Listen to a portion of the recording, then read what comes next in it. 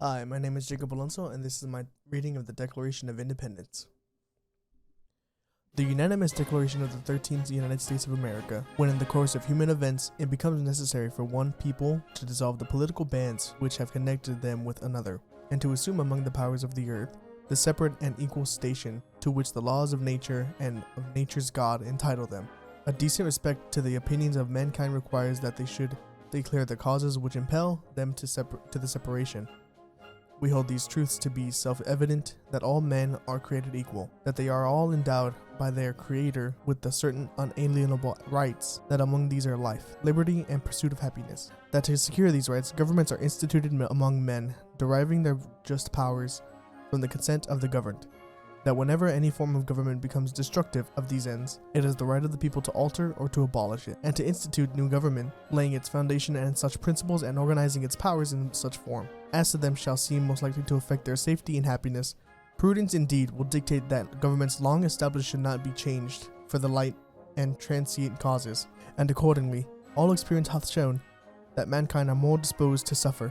while evil is insufferable, than to right themselves by abolishing the forms to which they are accustomed. But when a long train of abuses and usurpations, pursuing invariably the same object, invents a design to reduce them under absolute despotism,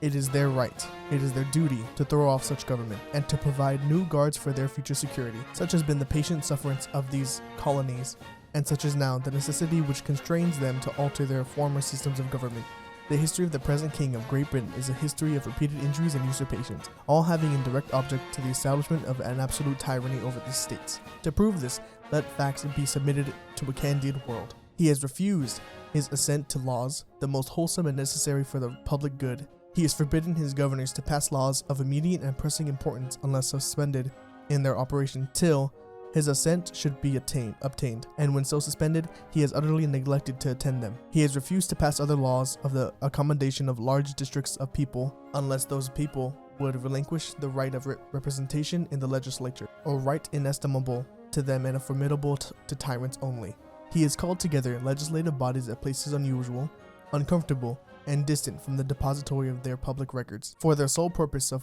fatiguing them into compliance with his measures.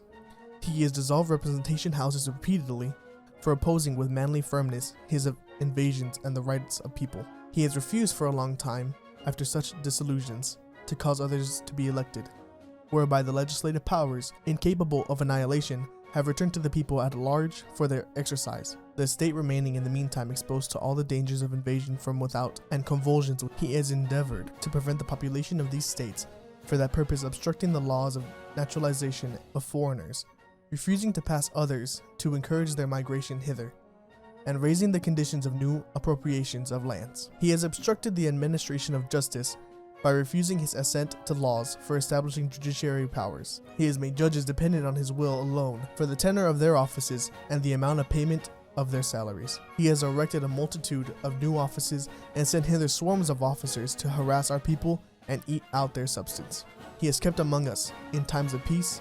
standing armies without the consent of our legislatures. He has affected to render the military independence of and superior to their civil power. He has combined with others to subject as to jurisdiction foreign to our constitution and unacknowledged by our laws, giving his assent to their acts of pretended legislation, for quartering large bodies of armed troops among us, for protecting them by a mock trial from punishment for any murders which they should commit on the inhabitants of these states, for cutting off our trade with all parts of the world, for imposing taxes on us without our consent, for depriving us in many cases of the benefits of trial by jury, for transporting us beyond seas to be tried for pretended offenses, for abolishing the free system of English laws in a neighboring province, establishing therein an arbitrary government,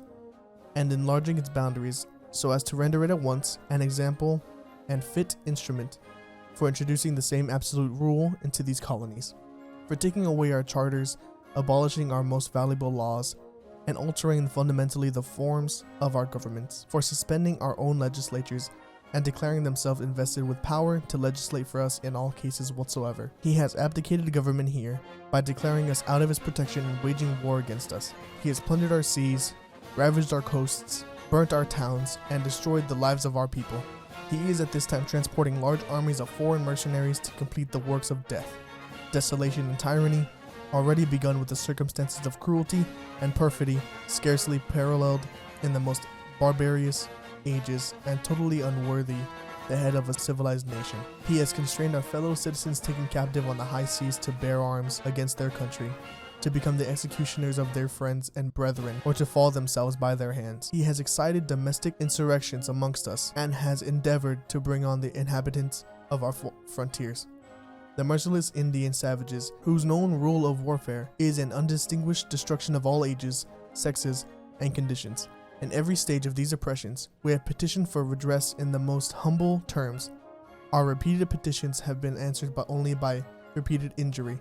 A prince whose character is thus marked by every act